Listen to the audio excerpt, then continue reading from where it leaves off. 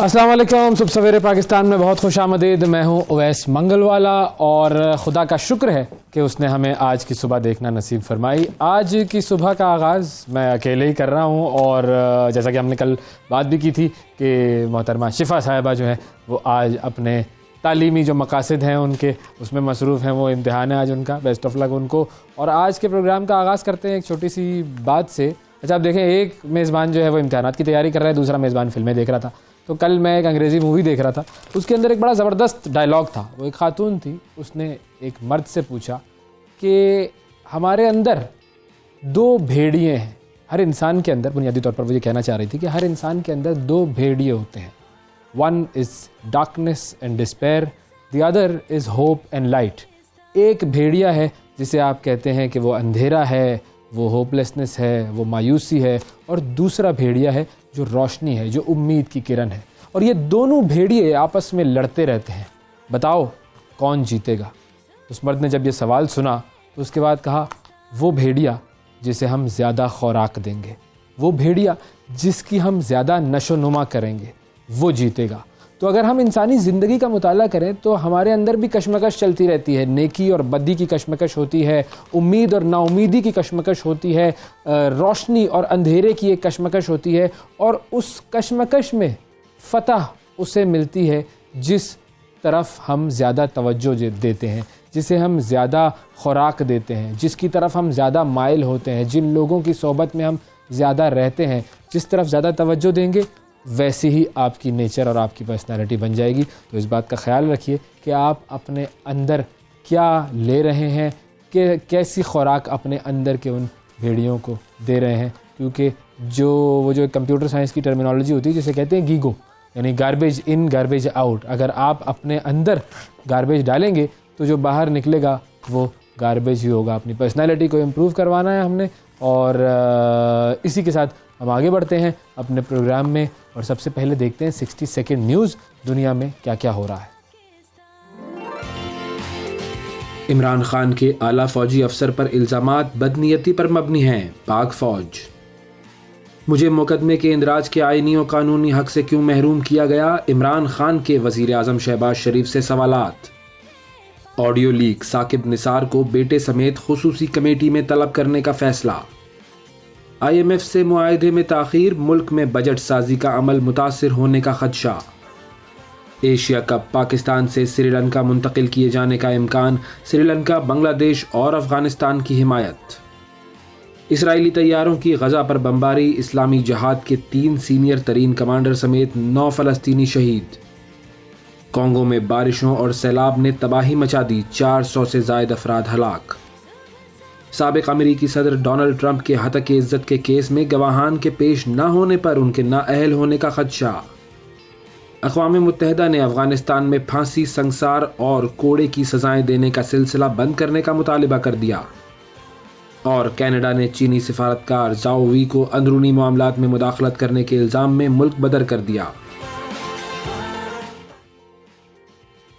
ये थी जी 60 second news. और 60 सेकेंड में आपने जाना कि दुनिया में क्या क्या हो रहा है। बहुत कुछ हो रहा है दुनिया में जो कि अजीब व गरीब है, और बहुत कुछ ऐसा है कि जिस पर इंसान को तशवीश होती है, इंसान सोचने पर मजबूर हो जाता है कि ये हो क्या रहा है असल में। बहरहाल आगे बढ़ते हैं और आपको कुछ ट्रेंडिंग स्टोरीज़ की तरफ लेकर चलते हैं। सबसे पहले बात करते हैं पाकिस्तान की आबादी की। हम सब जानते हैं कि पाकिस्तान में मरदमशुमारी का सिलसिला चल रहा था और डिजिटल मरदमशुमारी हो रही थी। अब इसमें ज़ाहिर है जैसे जैसे इसके नंबर्स आते जा रहे हैं तो हम ये देख रहे हैं कि पाकिस्तान की आबादी में मुसलसल इजाफा जारी है। अच्छा, सिर्फ पाकिस्तान की आबादी में मुसलसल इजाफा जारी है। कराची की आबादी की बात की जाए तो वो एक अजीब सी सूरत हाल है उसकी, वो बढ़ के नहीं दे रही है।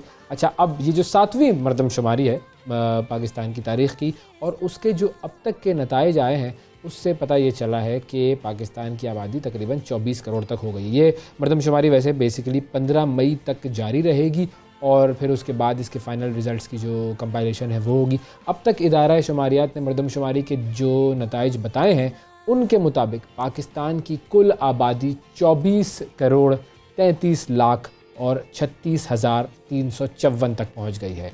जी, ये नंबर एक मरतबा फिर सुन लें आप, 24 करोड़ 33 लाख 36,000 354। ये अब तक के जो स्टेटिस्टिक्स हैं जो कि न्यूज़ मीडिया में रिपोर्ट हो रहे हैं, ये है पाकिस्तान की आबादी का नंबर। अब अगर इसको हम थोड़ा सा डिवाइड करें, पंजाब की आबादी है वो है 11,93,01,000 और सिर्फ अगर लाहौर शहर की बात की जाए तो लाहौर शहर में 1,21,64,000 अफराद को गिना जा चुका है। सिंध की तरफ देखें तो इस सूबे की आबादी है 5,59,02,512 और कराची की आबादी पर आ जाते हैं। कराची की आबादी अब तक के आदादोशुमार के मुताबिक 1,84,60,000 तक पहुंच गई है। और इस हवाले से भी हम जानते हैं कि कितना ज़्यादा शोर किया गया, कितने एहतजाज किए गए और कितनी बार मुख्तलिफ पॉलिटिकल पार्टीज़ को बैठना पड़ा, शोर मचाना पड़ा कि कराची की आबादी को सही तरीके से नहीं गिना जा रहा। और अब भी कराची से जो ताल्लुक़ रखने वाली सियासी जमातें हैं वो इस बात पर अब भी बज़िद हैं कि कराची की आबादी को सही गिना जाए। और बड़े स्टेटिस्टिक्स इस हवाले से भी अलार्मिंग स्टेटिस्टिक्स हैं कि जो उनकी तरफ से दिए जाते हैं कि कराची की आबादी में कितनी बिल्डिंग्स हैं, लाखों बिल्डिंग्स ऐसी हैं कि जिन्हें नहीं गिना गया है। अब ज़ाहिर है ये एक पॉलिटिकल मामला तो होता ही है, क्योंकि आप किसी सूबे की आबादी को कम दिखाते हैं तो आपको उस सूबे को कम रिसोर्सेज देनी पड़ती हैं। जितनी ज़्यादा आबादी होगी उतनी ज़्यादा रिसोर्सेज उस सूबे को या उस शहर को दरकार होंगी। और अंदरून सिंध की आबादी यूँ कहिए कि वो 50-50% तक बढ़ रही है, लेकिन कराची की आबादी में जो इजाफा आ रहा है वो तकरीबन को 10-12% के करीब आ रहा है। तो ये नंबर्स जो है बहुत सारी चीज़ें हमें बता रहे होते हैं। थोड़ा सा ज़रा सोचने की ज़रूरत है कि इसके अंदर कितनी पॉलिटिक्स इन्वॉल्व्ड है। अगली स्टोरी की तरफ बढ़ते हैं और अगली स्टोरी वो खैर पाकिस्तान की ही है, लेकिन पाकिस्तान की एक रैंकिंग की बात करेंगे हम। वो रैंकिंग ज़रा कुछ मुनासिब है नहीं। वैसे तो हम सब जानते हैं कि पाकिस्तान में इंटरनेट और मोबाइल फ़ोन तक रसाई और उनकी जो सर्विसेज हैं उसके मुतालिक बात जो होती है वो ये कि पाकिस्तान में पेनिट्रेशन जो है वो मोबाइल की बहुत ज़्यादा है, कंप्यूटर की पेनिट्रेशन है। लेकिन इनके मुतालिक एक रिपोर्ट अभी जारी हुई है और उस रिपोर्ट के मुताबिक पाकिस्तान इन दोनों शोबों में, यानी कि ये जो दो शोबे मैंने आपको बताए, इंटरनेट और मोबाइल फ़ोन तक रसाई, इनके मुताबिक पाकिस्तान जो है वो एशिया के बदतरीन ममालिक की फ़हरिस्त में शामिल है। रिपोर्ट के मुताबिक तकरीबन 15% आबादी इंटरनेट और मोबाइल तक रसाई से महरूम है। अच्छा, मुल्क के जो ज़्यादातर हिस्से हैं उनमें इंटरनेट की कम स्पीड का मसला दरपेश है और इसी तरह फिर ख़वातीन को मोबाइल तक रसाई, ये इस मामले में भी पाकिस्तान दीगर ममालिक से पीछे है। पाकिस्तान में निस्फ से कम ख़वातीन के पास मोबाइल फ़ोन्स हैं, जबकि 75% मर्दों के पास मोबाइल फ़ोन मौजूद हैं। इस रिपोर्ट के मुताबिक ये दोनों शोबे ऐसे हैं कि जिसमें पाकिस्तान की ये जो कारकर्दगी है उसकी वजूहात में एक तो ये है कि सैलाब से जो इंफ्रास्ट्रक्चर तबाह हुआ था उसको नुकसान हुआ था। फिर इसके अलावा लोड शेडिंग एक बहुत बड़ा मसला है, उसकी वजह से ये प्रॉब्लम आती है। फिर ख़वातीन की इंटरनेट और मोबाइल पर कम रसाई, ये तो एक जेनरिक हमारा जो एक बिहेवियर है, ख़वातीन के पास मोबाइल नहीं होता है। और ज़ाहिर है उसकी कुछ लॉजिक भी है क्योंकि मर्द जो है वो घर से बाहर जा रहे होते हैं, काम कर रहे होते हैं, तो उनके पास मोबाइल की नीड ज़्यादा होती है। वैसे तो ज़ाहिर है ख़वातीन भी जो घरों में हैं उन्हें भी एजुकेशन के लिए तो ज़रूरत होती है, लेकिन जनरली मर्दों के पास ज़्यादा होता है। फिर इसी तरह इस रिपोर्ट में एक और बात भी की गई है और वो है साइबर क्राइम के बढ़ते हुए रुझान और ख़वातीन को ऑनलाइन हरासा करने के वाक़यात। इसके भी अलार्मिंग नंबर्स हैं, उन पर भी तशवीश का इज़हार किया गया है। अच्छा, अब अगर हम देखें कि पाकिस्तान की आबादी को कंपेयर करें, हम 24 लाख के करीब पहुँच गए। अब जब आप 24.5 करोड़ तक पहुँच गए तो 24.5 करोड़ की जब आपकी आबादी है, ये आबादी अगर मुकम्मल तौर पर इंटरनेट से मुस्तफ़ीद हो, अगर उनके पास लैपटॉप्स हों, अगर उनके पास कंप्यूटर्स हों, तो ये आबादी पाकिस्तान के लिए कितनी बड़ी रिसोर्स बन सकती है, कितनी ज़्यादा रेमिटेंसेस ये जो बाहर से भेजते हैं। वो तो हम जानते हैं कि ये तमाम लोग हैं जो कि मुल्क से बाहर हैं, वो रेमिटेंसेस हमें भेज देते हैं, लेकिन ये तमाम लोग जो कि पाकिस्तान के अंदर मौजूद हैं ये भी इंटरनेट की मदद से काम करके बाहर से पैसा बहुत सारा मंगवा सकते हैं, वो अपने पैरों पर खड़े हो सकते हैं। उनकी भी सस्टेनेबिलिटी, क्योंकि इंटरनेट बिजनेसेस सारी दुनिया में इस वक्त चल रहे हैं और बड़े बड़े आप देखें मिसालें हमारे पास ऐसी मौजूद हैं कि जिसमें बच्चे काम कर रहे हैं, यंगस्टर्स काम कर रहे हैं और लाखों रुपए कमा रहे हैं। पाकिस्तान में भी ऐसी मिसालें मौजूद हैं। हमने आपकी मुलाकात भी करवाई है ऐसे लोगों से और हम आने वाले दिनों में मुलाकात भी करवाते रहेंगे। इस तरह के जो यंगस्टर्स हैं जो कि काम कर रहे हैं और लाखों रुपए कमा रहे हैं, मतलब आप यकीन मानिए कि उन्होंने इंटरनेट से ही काम करना सीखा और उधर ही काम करना शुरू किया और उसके बाद अब वो ऐसे एक्सपर्ट हो चुके हैं कि उन्होंने बिजनेसेस अपने बना लिए हैं। तो ये सारी चीज़ें जो हैं वो इंटरनेट के फ़वाइद हैं जो कि हमें अपनी आबादी को देने हैं। एक और ख़बर जो कि उसमें भी ज़ाहिर है पाकिस्तान इन्वॉल्व है और वो है एशिया कप के हवाले से। इस साल सितंबर में एशिया कप पाकिस्तान में मुनक़िद होना था, एशिया कप क्रिकेट टूर्नामेंट, लेकिन भारतीय हुकूमत ने एक बार फिर इसमें रोड़े अटकाने शुरू कर दिए। भारतीय हुकूमत ने कहा कि जी हम तो पाकिस्तान आएंगे नहीं खेलने के लिए। अच्छा, बाकी खेल के लिए पाकिस्तान के जो खिलाड़ी हैं वो भारत जाते रहते हैं, भारत के खिलाड़ी पाकिस्तान आते रहते हैं, सिर्फ और सिर्फ क्रिकेट का मसला है, क्योंकि ज़ाहिर है क्रिकेट की एक मार्केट बहुत बड़ी है, व्यूअरशिप उसकी बहुत ज़्यादा है। अब भारतीय हुकूमत ने अपने खिलाड़ियों को पाकिस्तान का वीज़ा देने से मुकम्मल तौर पर इनकार कर दिया, जिसके बाद पाकिस्तान क्रिकेट बोर्ड ने भारतीय मैच यूएई में, जबकि पाकिस्तान के जो मैचेस हैं वो होम ग्राउंड पर करवाने की तजवीज़ पेश की थी। ये एक तरह का यूँ कह लीजिए कि हाइब्रिड मॉडल था और इस पर बात चल रही है। अब भारतीय इदारे प्रेस ट्रस्ट ऑफ इंडिया उसने ये शोशा छोड़ा है कि एशियन क्रिकेट काउंसिल के रुकन ममालिक ने पाकिस्तान क्रिकेट बोर्ड की तजवीज़ मुस्तरद कर दी है और एशिया कप श्रीलंका मुंतकिल किया जा रहा है। और भारतीय मीडिया के मुताबिक सितंबर में यूएई में शदीद नमी का मौसम होता है, उसकी वजह से खिलाड़ियों के ज़ख्मी होने का अंदेशा होता है।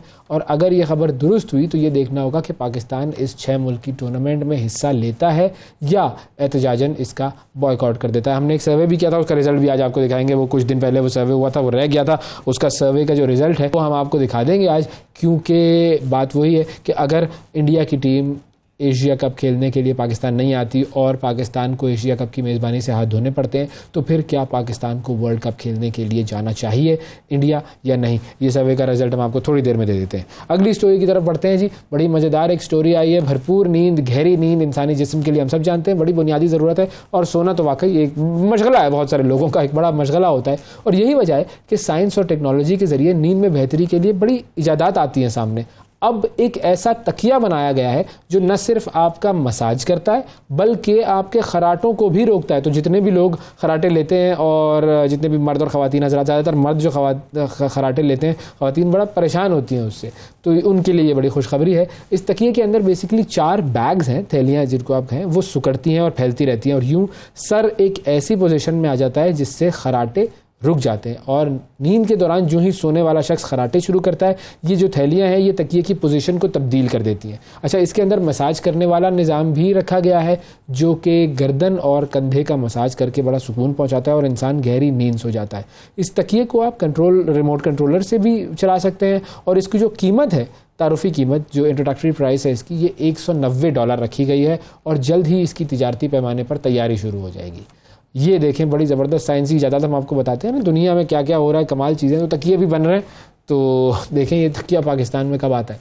अगली खबर की तरफ चलते हैं। ऑस्ट्रेलिया की एक खबर है जी। ऑस्ट्रेलिया की एक खातून के साथ क्या मामला हुआ ये ज़रा सुनिए और फिर आप सोचिए कि अगर आपके साथ ऐसा होता तो आप क्या करते। एक खातून लापरवाही की वजह से बहुत बड़े ख़तरे में गिर गई और उन्हें अपनी जान के लाले पड़ गए थे।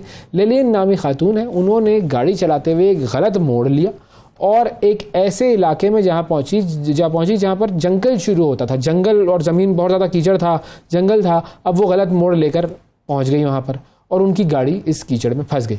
दूर दराज तक ज़ाहिर है आबादी का तो कोई नामो निशान नहीं था। अब सेहत के मसाइल भी थे उनकी, इस वजह से वो ज़्यादा चल फिर भी नहीं सकती थी, गाड़ी तक वो महदूद होकर रह गई। खाने के लिए उनके पास कुछ टोस्ट वगैरह थे लेकिन पानी नहीं था। 5 रोज़ वो इसी कीचड़ में फंसी रहीं। उसके बाद एक हेलीकॉप्टर वहाँ से गुजरा तो उनकी जान बचाई जा सकी। लिलिन जो है, उन्होंने बाद में बताया कि जब उन्हें ज़िंदा रहने की उम्मीद उनकी ख़त्म हो गई तो उन्होंने अपने घर वालों को एक आखिरी ख़त भी लिख दिया था, अपनी मोहब्बत का इज़हार भी कर दिया था और बस उन्होंने कहा कि भाई ये तो बस अब मेरी जो है वो आखिरी आरामगाह बनेगा ये गाड़ी जो है। अच्छा, पानी उस इस्तेमाल के लिए नहीं था। उन्होंने ख़त में ये भी लिखा कि भाई वो मैं किसी को एक बॉटल जो थी उसमें एक मायूब मशरूब था वो देने जा रही थी, तो वो मशरूब मेरे गाड़ी में पड़ा हुआ था तो पानी की जगह मैं उसको पीती रही तो थोड़ी मेरी जान बची। लेकिन 5 दिन तक वो इस तरीके से रही वहाँ पर और 5 दिन के बाद उन्हें उस हेलीकॉप्टर की मदद से बचा लिया गया। तो ये है जी कुछ ट्रेंडिंग स्टोरीज़। अब ज़रा आगे बढ़ते हैं और ये ख़बर है कि सिख बिरादरी जो है उसने, दुनिया की सिख बिरादरी, उनका एक इदारा है उसका नाम है द सिख ग्रुप, और उन्होंने अभी जो है वो एक लिस्ट भी जारी की थी दुनिया में 100 ऐसे सिख बिरादरी के अफराद जो कि मायनाज लोग हैं, बड़ा काम कर रहे हैं सिख बिरादरी के लिए। अब ये बिरादरी जो है उसके रिप्रेजेंटेटिव्स आए पाकिस्तान और उन्होंने मुलाकात की पाकिस्तान के साबिक वज़ीर आज़म और पाकिस्तान तहरीक इंसाफ के चेयरमैन जनाब इमरान खान साहब से, और इमरान खान साहब को उन्होंने एक खुसूसी एजाज़ से नवाजा। अब ये एजाज़ क्या है, क्यों दिया गया है और सिख कम्युनिटी जो है पाकिस्तान में किस तरीके से जो है वो अपने काम कर रही है, इस हवाले से हम बात करेंगे द सिख ग्रुप के CEO डॉक्टर नवदीप सिंह बंसरा से। अस्सलाम वालेकुम जी।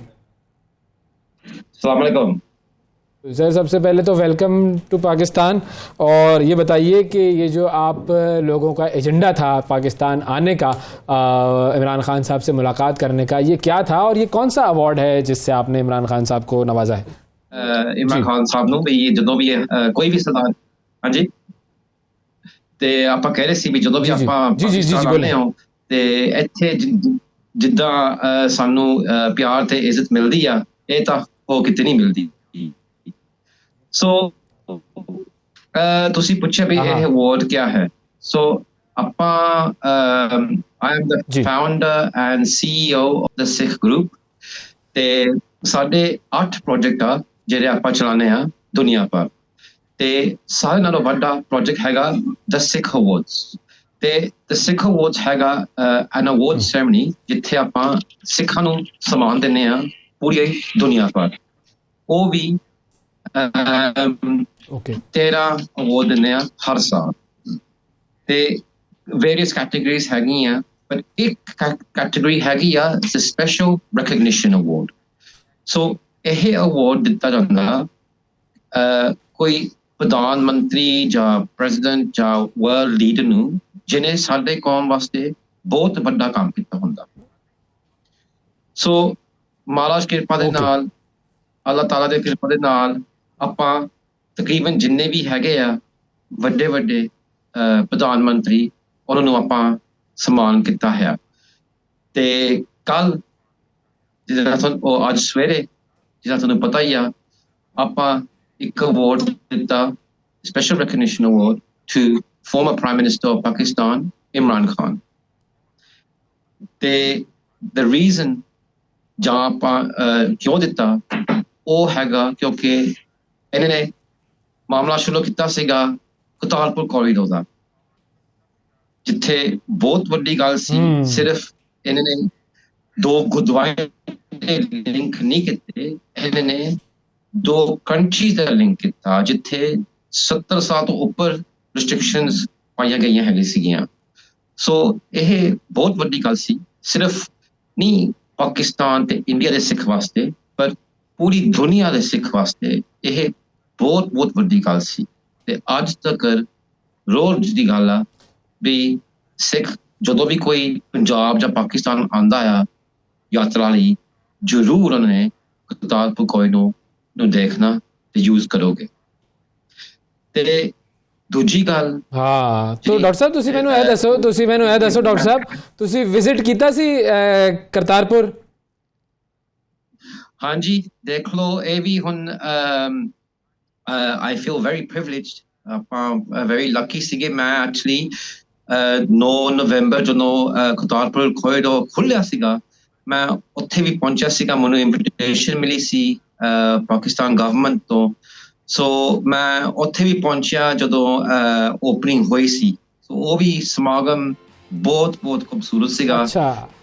ਉੱਥੇ ਵੀ ਤੁਸੀਂ ਤਾਂ ਦੇਖਿਆ ਹੋਣਾ, ਜਿੱਥੇ ਜਿੱਦਾਂ ਨਵਜੋਤ ਸਿੱਧੂ ਬੋਲੇ ਸੀਗੇ ਤੇ ਇਮਰਾਨ ਖਾਨ ਬੋਲੇ ਸੀਗੇ, ਤੇ ਬਹੁਤ ਬਹੁਤ ਮਜ਼ਾ ਆਇਆ।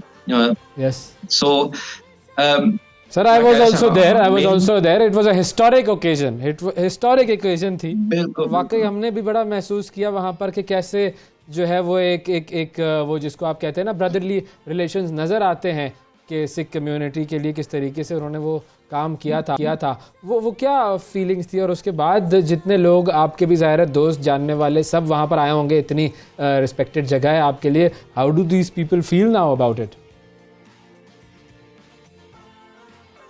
ਸੋ ਵੈਸੇ ਉਹ ਜਿਹੜਾ ਪ੍ਰੋਗਰਾਮ ਹੋਇਆ ਸੀ ਦਾ ਓਪਨਿੰਗ, ਤਕਰੀਬਨ 1000 ਬੰਦਾ ਆਇਆ ਸੀ ਉਦੋਂ। ਕਾਫੀ ਜਿਹੜਾ ਜਦੋਂ ਕਹਿ ਲਓ ਤੁਸੀਂ ਸਿੱਖ ਕਮਿਊਨਿਟੀ ਤੇ ਪਾਕਿਸਤਾਨ ਦੀ ਕਮਿਊਨਿਟੀ ਦੇ ਜਿਹੜੇ VIP ਬੰਦੇ ਆ, ਜਿਹੜਾ ਪੱਲਾ ਜੱਥਾ ਆਇਆ ਸੀ 100 ਬੰਦਿਆਂ ਦਾ।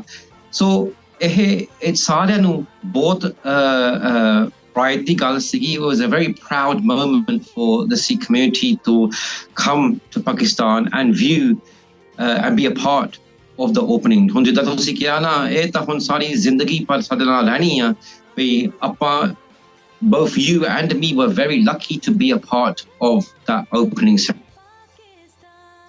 ceremony. So तो जब इमरान खान साहब को आपने ये अवार्ड दिया, तो इस अवार्ड में क्या है? वो मैं देख रहा हूँ विजुअल, वो कोई बड़ी तलवार सी या कोई कृपाल सी, कोई इस तरह क्या चीज़ है? वो क्या दिया गया है और इमरान खान साहब के क्या उस वक्त उनके जज्बात थे? So ਉਹਨੇ ਵੀ ਪੁੱਛਿਆ ਸੀ ਵੀ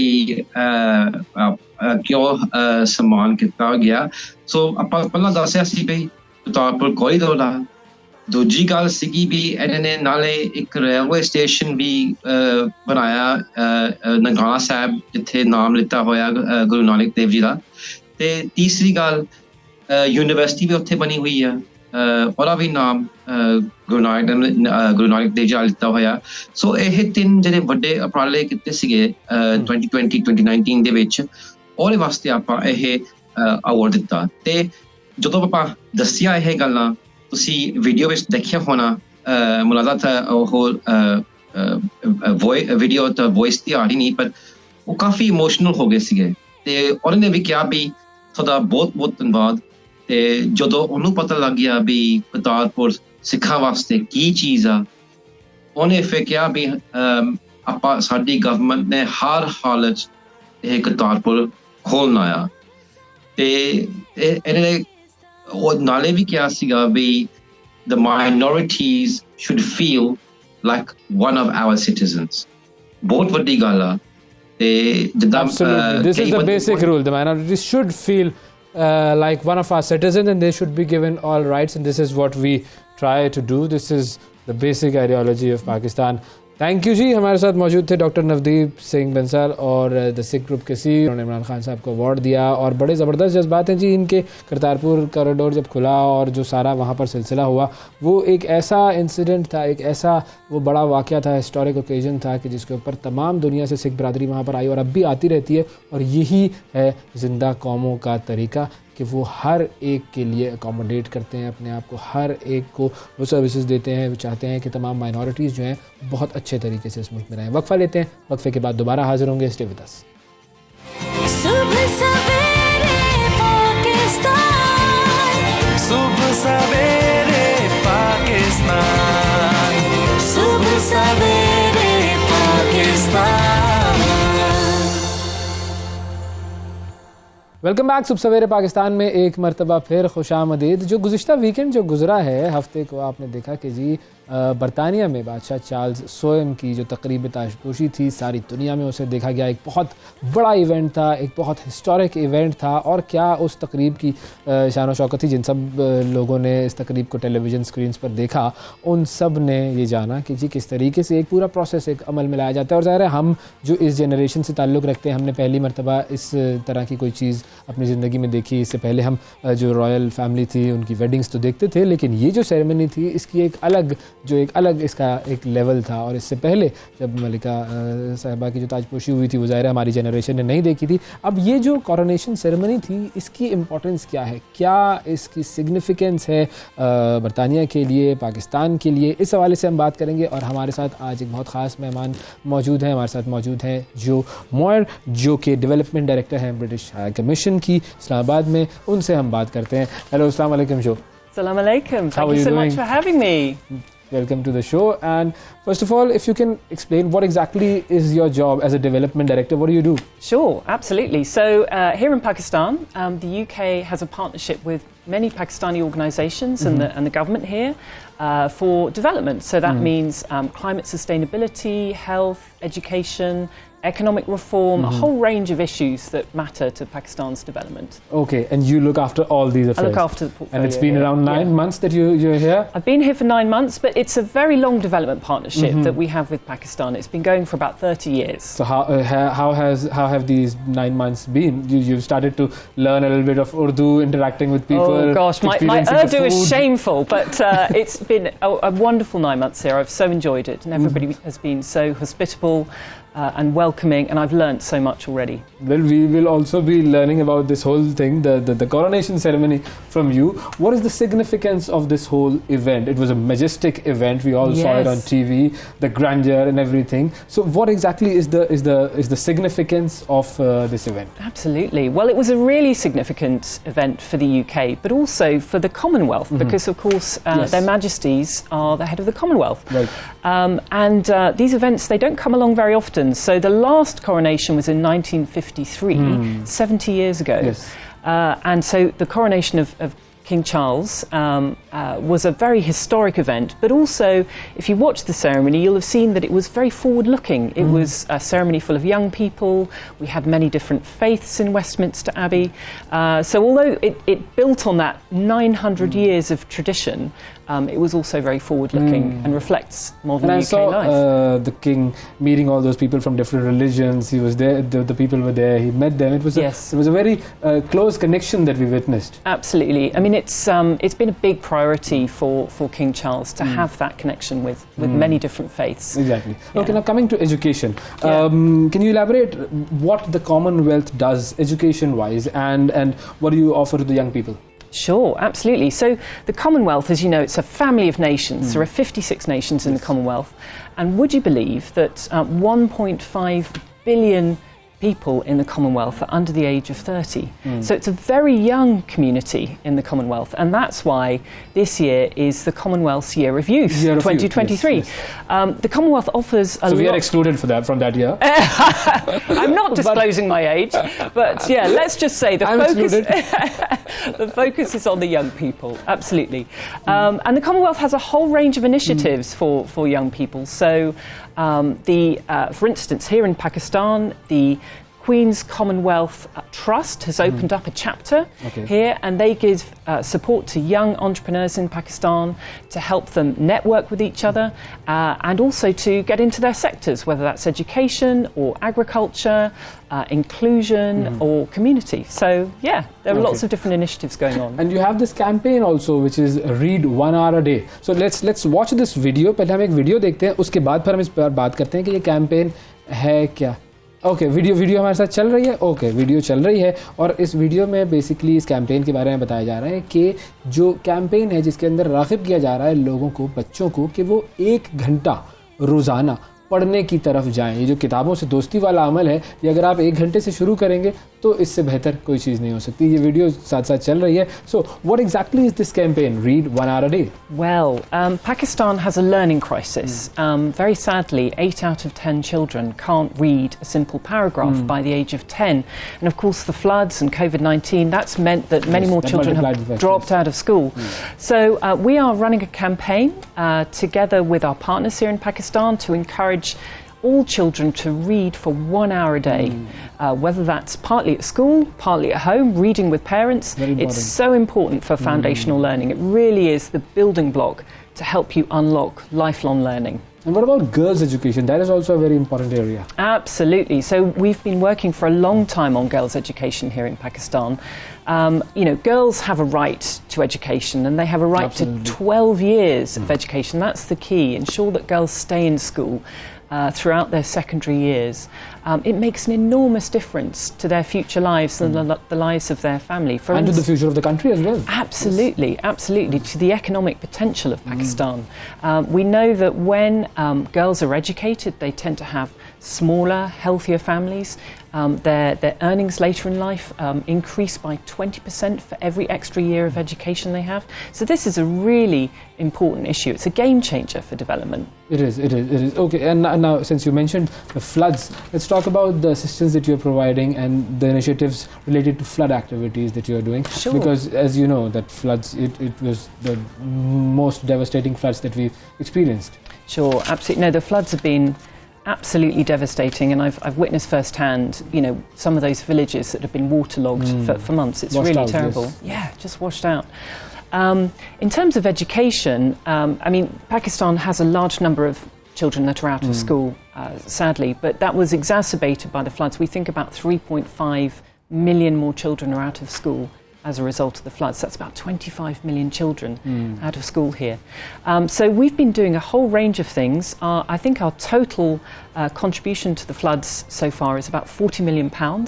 And then in addition, UK citizens have contributed £40 million as well. So it's a significant UK contribution, and a good portion of that has gone to ensuring that children are getting back into school. So we've provided back to school kits for 40,000 children. We worked across Sindh and KP and Punjab to ensure that thousands more children get access to education, even if it's just through a temporary learning situation, just to ensure they're not dropping out of school completely. Some really great initiatives by you and your government, Joe, and we hope that this partnership continues, and we hope that the stay of yours in Pakistan is great. Fantastic. I'm sure it will be. Thank you so much for having me. Thank you. नाज़रीन, वक्फा लेते हैं, वक्फे के बाद दोबारा हाजिर होंगे. Stay with us. सुबह सवेरे पाकिस्तान, सुबह सवेरे पाकिस्तान, सुबह सवेरे Pakistan.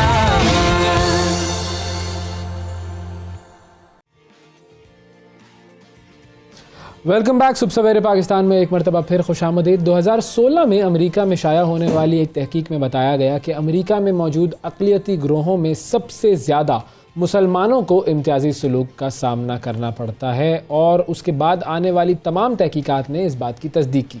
Council on American Islamic relations CAIR America में मुसलमानों के हुकूक़ की सबसे बड़ी तंजीम है, और इसकी हालिया रिपोर्ट में ये इंकशाफ किया गया है कि अमरीकी स्कूल्स में मुसलमान बच्चों के साथ इजहार नफ़रत के वाक़यात में इजाफ़ा हो रहा है, और रिपोर्ट के मुताबिक इन वाक़यात में 83% इजाफ़ा हुआ है. बच्चों को स्कूल में तंग किया जाता है, क्लासेस में इस्लाम मुखालिफ मवाद फैलाने का रुझान भी बढ़ रहा है. मुसलमान बच्चे मुसलसल इस रुझान में इजाफे की शिकायत कर रहे हैं. और इसके अलावा अगर बात की जाए बैंकों की, तो वहाँ पर भी मुसलमानों को अकाउंट्स खुलवाने या रकूम की मुंतकली में मसाइल का सामना करना पड़ता है. और मार्च में किए गए सर्वे के मुताबिक मालियाती इदारे 27% अमरीकी मुसलमानों के लिए मसाइल पैदा कर रहे हैं. अब इस गुत्थी को सुलझाने के लिए हम बात करते हैं ज़ैनब चौधरी साहिबा, जो कि मैरीलैंड में केयर की डायरेक्टर हैं. अस्सलाम वालेकुम ज़ैनब. वालेकुम सलाम. ज़ैनब, मुझे ये बताइए कि ये जो रिपोर्ट है आप लोगों ने जो शाया की है, जिसके अंदर ये बताया गया है कि जो बच्चे हैं वो सबसे ज़्यादा डिस्क्रिमिनेशन फेस करते हैं अमेरिकन स्कूल्स में, अमेरिकन माशरे में, इसकी डिटेल्स क्या हैं?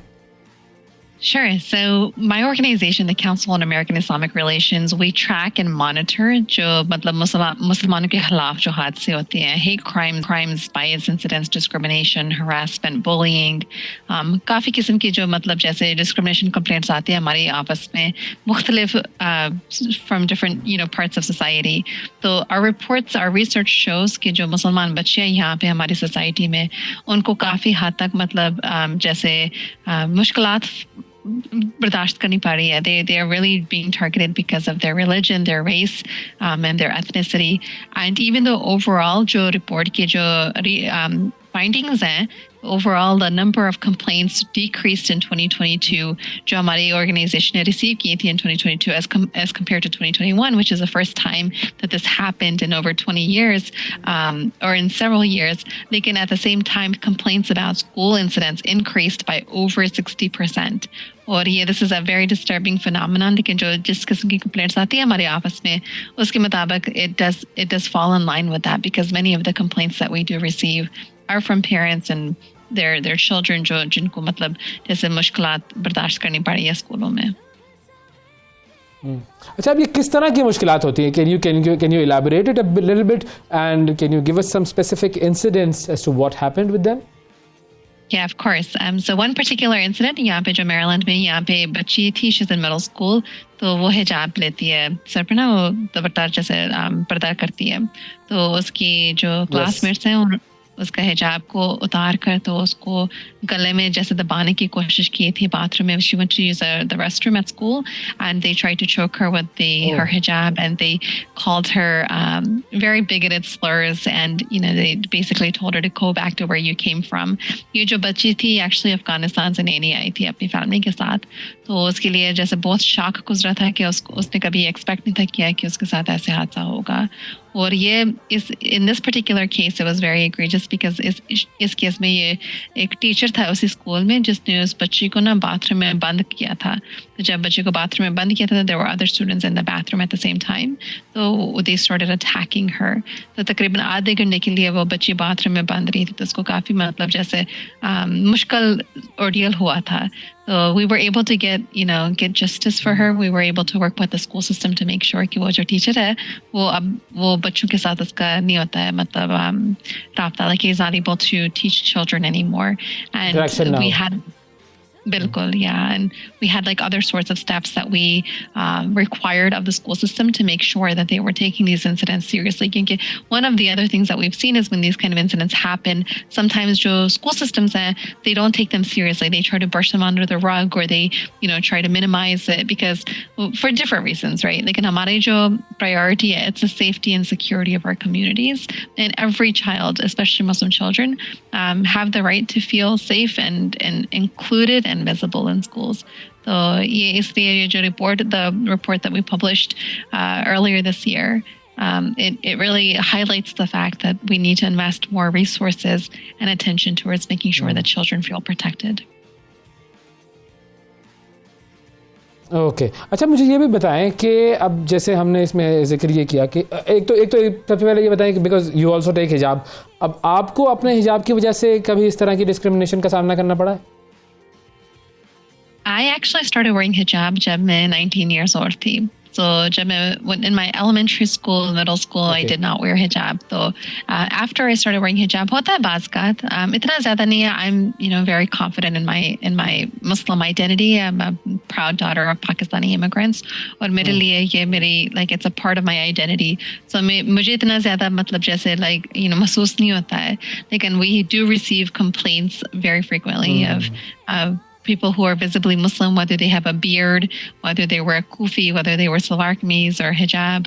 मतलब बाज़ का होता है. Some areas में ज़्यादा होता है than other areas. Like definitely there is a problem with some people feeling that they're being targeted because of their religion. Or हमारी ये कोशिश होती है that we want our communities to feel confident and to feel that they belong. Nobody should ever have to feel that they have to give up their hijab or that they have to give up their Islamic identity to feel safe.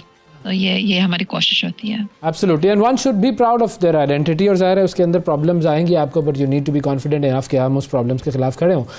The other thing which I want to touch upon was कि जो स्कूलों में जो curriculum पढ़ाया जाता है उसमें कौन सी ऐसी चीज़ें हैं जिसको हम कहेंगे कि they contradict or conflict with our Islamic identity?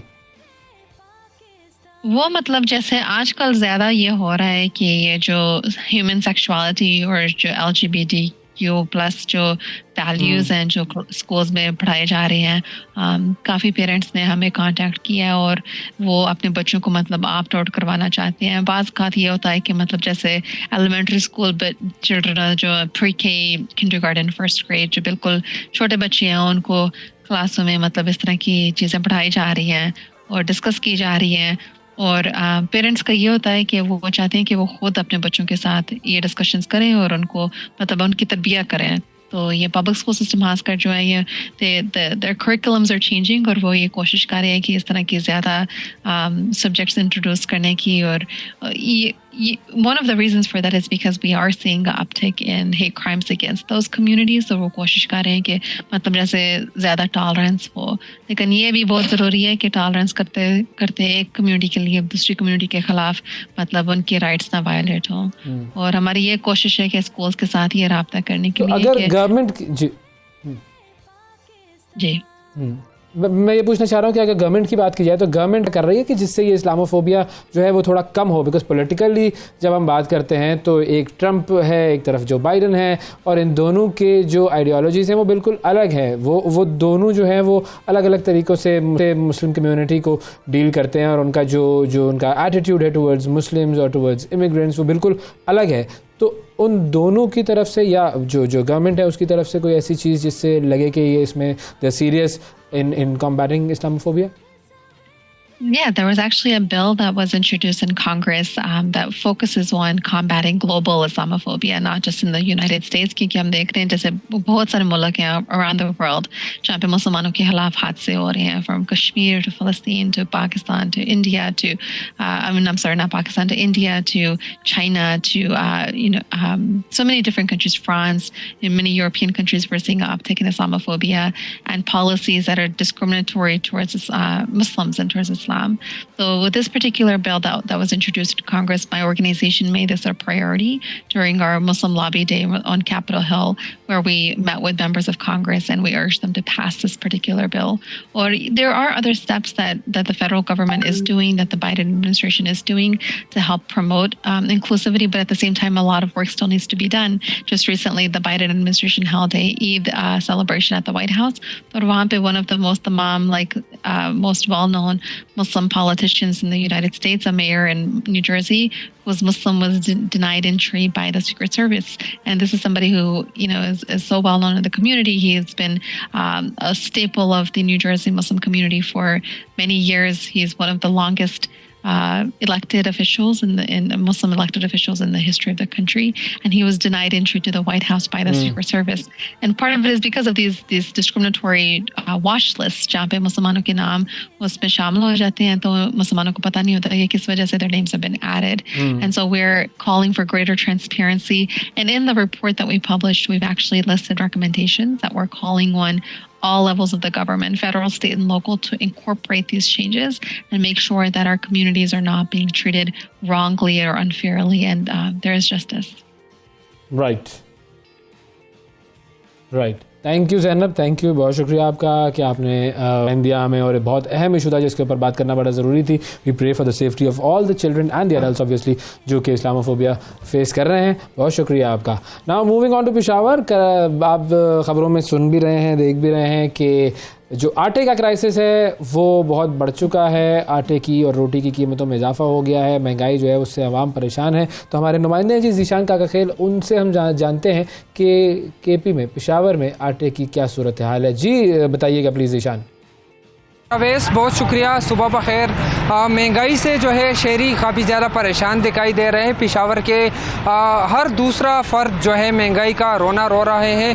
हम मुख्तलिफ़ बाज़ारों का हमने विज़िट किया और जहाँ भी लोगों से मिले तो वो यही फरियाद कर रहे थे कि महंगाई ने अब उनकी जो कमर है वो तोड़ दी, क्योंकि जब आटा ख़रीदने जाते तो घी, चीनी और दूसरी चीज़ें नहीं ख़रीद पाते. इस वक्त मिक्स आटे का तेला जो है 3400 रुपये में मिल रहा है. फ़ाइन आटे का तेला 3600 और 3700 रुपये फ़ी तेला जो है 20 किलोग्राम का पहुंच गया है. दालों को अगर देखा जाए तो लोबिया 420 रुपये फ़ी किलो में मिल रहा है. सेला चावल 350 रुपये तक कम मिल रहा है. इस तरह सब्ज़ी की बात की जाए तो आलू जो आम खाने वाली सब्ज़ी है उसकी कीमत 80 से लेकर 100 रुपये फ़ी किलो मुकर्रर है. फ़ी किलो ज़िंदा मुर्गी की कीमत जो है वो 415 रुपये फ़ी किलो मुकर्रर की गई है. इस तरह गोश्त का तो कोई सोच भी नहीं सकता, 700 से लेकर 750 रुपये फ़ी किलो गोश्त जो है वो मिला है. तो शहरी यही कह रहे हैं कि महंगाई अब जो है वो हद से बढ़ गई है. रोज़गार है नहीं. रोज़मर्रा अगर दिहाड़ी को देखा जाए तो दिहाड़ी जो है वो 700 और 800 रुपये से योमिया ज़्यादा कहीं पर नहीं मिल रहा. अक्सर जो दिहाड़ीदार हैं, मज़दूर हैं, वो पूरा दिन दिहाड़ी का इंतज़ार करते हैं लेकिन उनको नहीं मिल पाता, क्योंकि महंगाई इतनी हो गई है कि कंस्ट्रक्शन का कारोबार जो है ठप होकर पड़ा है. इस तरह दूसरे जो काम हैं वो भी ठप हो गए हैं. तो जो मज़दूर हैं, दिहाड़ीदार हैं, उनके मुताबिक अब महंगाई काफ़ी ज़्यादा बढ़ गई है. इस मौजूदा सूरत हाल में जीना जो है उनका मुहाल हो गया है और मज़ीद जो है वो महंगाई बर्दाश्त नहीं कर सकते. जी बहुत शुक्रिया जी. ज़ीशान काकाखेल हमारे साथ मौजूद थे और केपी में आटे के क्राइसिस और महंगाई के हवाले से हमें आगाह कर रहे थे. वक्फा लेते हैं, वक्फे के बाद दोबारा हाजिर होंगे. हमारे साथ रहिएगा. सुबह सवेरे पाकिस्तान, सुबह सवेरे पाकिस्तान, सुबह सवेरे पाकिस्तान.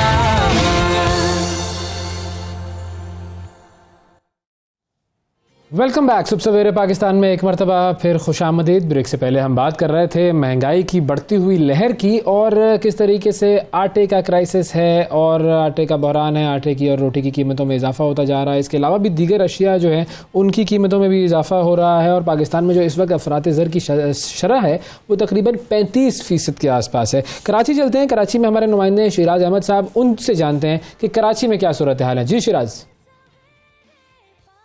जी बिल्कुल, शहर कायद में बढ़ती हुई महंगाई ने अवाम की कमर तोड़ कर रख दी है और खाने पीने की अशिया की कीमतों में आए रोज इजाफा हो जाता है, जिसकी वजह से शहरियों के लिए अशिया का हुसूल मुश्किल तर होता चला जा रहा है। अशिया खुरनोश की अगर कीमतों की बात की जाए तो इस वक्त शहर कायद में आटे की फी किलो कीमत 150 से 160 रुपए फी किलो की सतह पर जा पहुंची है, जबकि दालें इस वक्त 250 रुपए फी किलो से लेकर 350 रुपए फी किलो तक जा पहुंची है। इस हवाले से शहरियों की जानिब से यही मौक़िफ़ अख्तियार किया जा रहा है। अवाम के लिए अब दाल रोटी का हुसूल भी मुमकिन नहीं रहा है, जबकि सब्जियों की कीमतें भी आसमान से बातें कर रही हैं। प्याज, आलू, टमाटर जैसी लाजमी जुज भी 70 से 80 रुपए फी किलो की सतह पर आ गई हैं, जबकि मौसमी सब्जियां 100 से 150 रुपए फी किलो के हिसाब से फरोख्त हो रही हैं। इसी तरह गोश्त खाना तो अब शहरियों के बस में ही नहीं रहा है। शहर कायद में मटन की फी किलो कीमत 1800 रुपए फी किलो जा पहुंची है, जबकि बीफ 850 से 900 रुपए, जबकि चिकन 650 से 700 रुपए फी किलो के हिसाब से इस वक्त मार्केट में फरोख्त हो रही है। इस हवाले से शहरियों की जानिब से यही मौक़िफ़ इख्तियार किया जा रहा है कि हुकूमतों की जानिब से बुलंद बांग दावे तो खूब किए जाते हैं, प्राइस कंट्रोल कमेटियां बना दी जाती हैं, लेकिन अमली इकदामात कहीं भी दिखाई नहीं देते। मुनाफाखोर और दुकानदार, चाहे वो दीगर रिटेलर्स हों, सभी की जानिब से मन माने निरखों पर अशिया खुरनोश की फरोख्त का जो सिलसिला है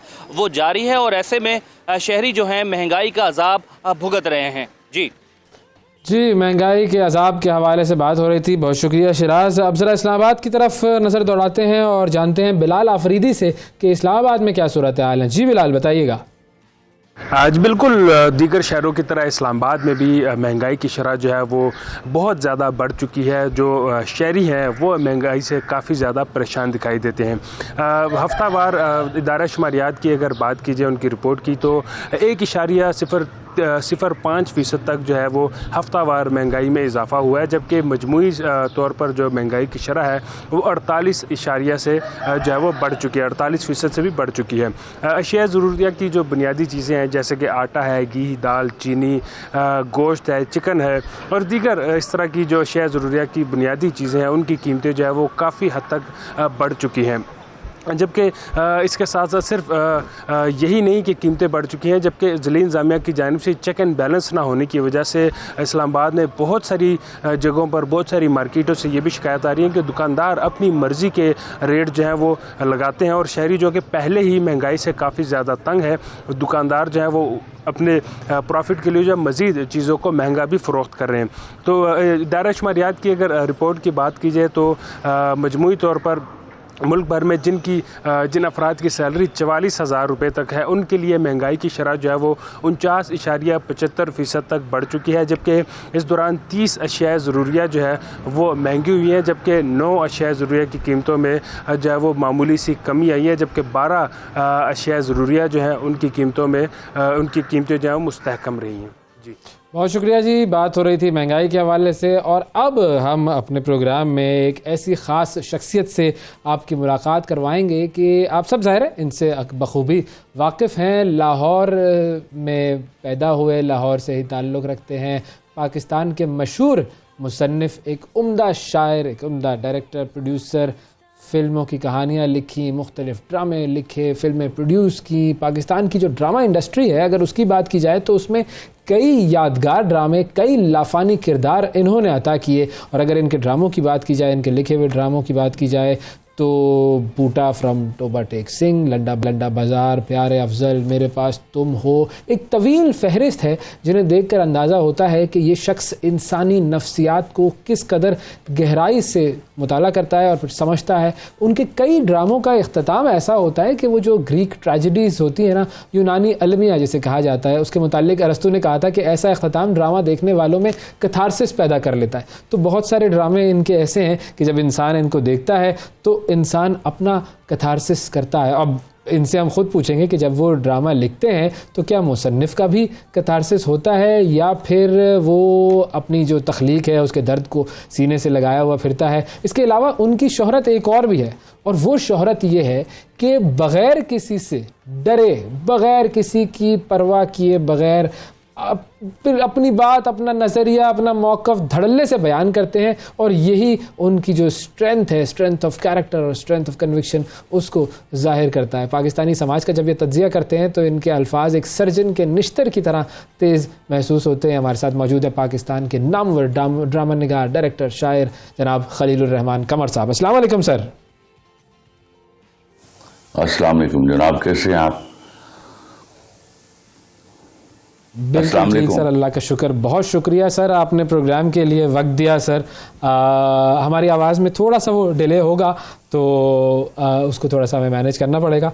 आपसे मिलने को हम आए हैं तो उम्मीद है कि आपको अंदर जाके बुलाना नहीं पड़ेगा अपने आप को। नहीं, मैं रात भर से जाग रहा हूँ। मैंने मिन्नत भी की थी कि नॉर्मली मैं मॉर्निंग शोज पे नहीं जा रहा आजकल, बिकॉज मैं डेंगू हुआ मुझे कुछ देर पहले, तो उसकी वजह से मेरी रूटीन बिल्कुल खराब हो चुकी है। तो बहरहाल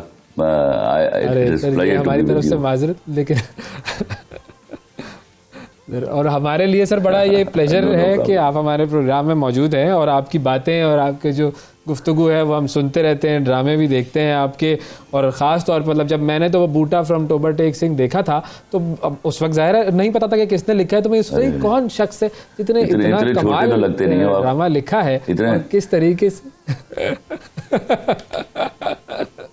इतने बड़े नहीं लगते। छोटा यूँ कहिए कि वो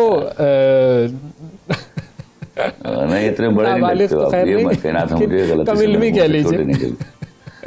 नहीं माशाल्लाह सर देखिए सुबह सुबह का असर है ये।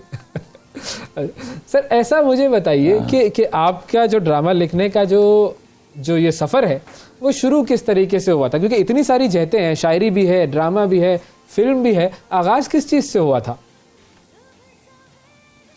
बुनियादी तौर पे मैं शायर हूँ। मतलब अगर ड्रामा मैंने लिखा 2 महीने बाद 4 महीने बाद, तो पहले शायरी हुई मेरे यहाँ। और फिर एक वक्त आया, फिर वालिदैन नहीं चाहते थे मैं लिखूं। मैं बहुत छपता था, बहुत लिखता था, चोरी छुपे लिखता था। एक अजीब व गरीब बात है जो लोग हमेशा मेरे जाने के बाद हैरान हुआ करेंगे कि मुझे सबसे ज़्यादा मार पड़ी है मेरे लिखने के ऊपर। तो जैसे कोई चोरी नहीं करता इस तरह मैं बैठ के लिखा करता था। और फिर मैं जब फर्स्ट ईयर में आया, फर्स्ट ईयर तक मैंने बहुत लिखा हुआ था। मेरा ख्याल है कि मेरा जब दीवान छपेगा तो उसमें ज़्यादा शायरी मेरी फर्स्ट ईयर तक की है। तो फिर मैंने रिएक्ट किया, गुस्से में आ गया और मैंने उर्दू बोलना बंद कर दी। I belong to a poor family, और अब्बा जहाँ दीदा आदमी थे वो मुझे कहते थे बस अंग्रेज़ी पढ़ ले, इस मुल्क में अपनी ज़बान किसी को समझ नहीं आती। तो ही वॉज राइट एब्सोल्युटली। फिर मैंने पढ़ा, अच्छा पढ़ा, और I became a banker and about 4 years I studied thereafter, and 11 years I did banking, and during that period I didn't even write my name in Urdu. Then I left bank one fine morning और मैंने दोबारा उर्दू शुरू की लिखना। मुझे याद है जब मैं I was going to resign तो चेयरमैन बैंक ऑफ पंजाब ने मुझे, वो समझते नहीं थे कि इसको उर्दू आती होगी, तो उन्होंने मुझे हैरत से देखा और कहा खलील आप क्या करोगे? मैंने कहा मैं ड्रामा लिखूंगा। तो हंस पड़े, कहते आपको उर्दू आती है? तो अल्लाह उनको ज़िंदगी दे, ये सच ए वंडरफुल मैन। तो मैंने कहा जी हाँ आती है मुझे उर्दू। तो ये था मेरा सफर। फिर बाय दैट टाइम अल्लाह ने मेहरबानी कर दी। ये थोड़ी सी ममासलत, वालदा तो इंतकाल कर चुकी थी, लेकिन अब्बा ने वो दिन देखा। अब्बा ही मेरे पहले मानने वाले थे right from the very beginning, लेकिन वो ठीक कहते थे।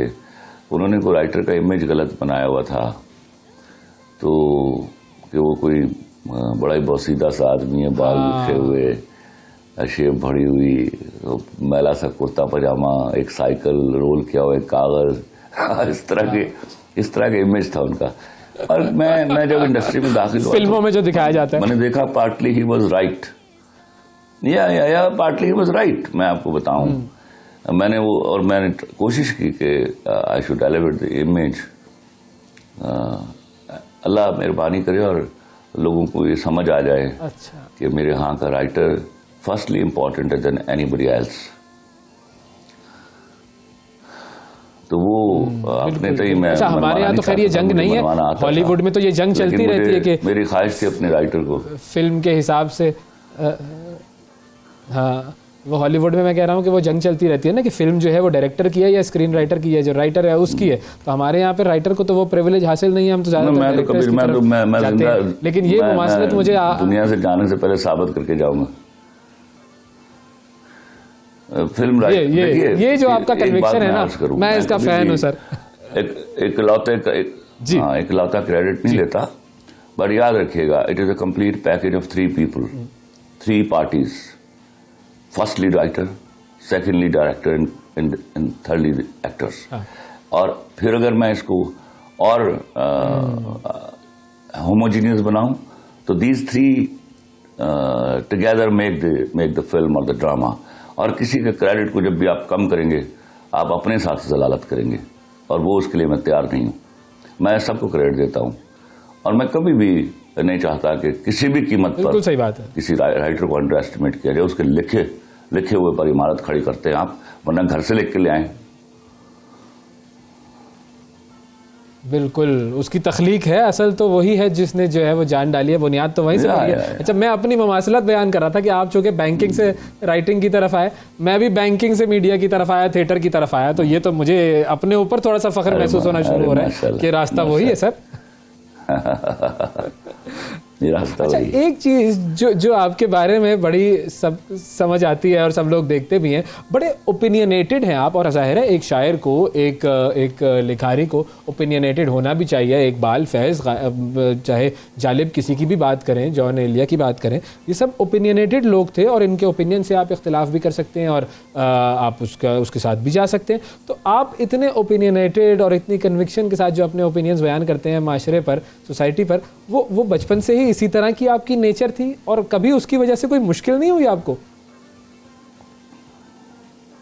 देखिए, मैं आपको एक अर्ज करूं, मुझे यहां तक लाने में कुदरत ने सारा खेल रचाया। तो कुदरत मेरी तरबियत कर रही थी। मैंने किताबें नहीं पढ़ी, मैंने चेहरे पढ़े। चेहरे पढ़ने में मैं किताब पढ़ने से ज्यादा माहिर था।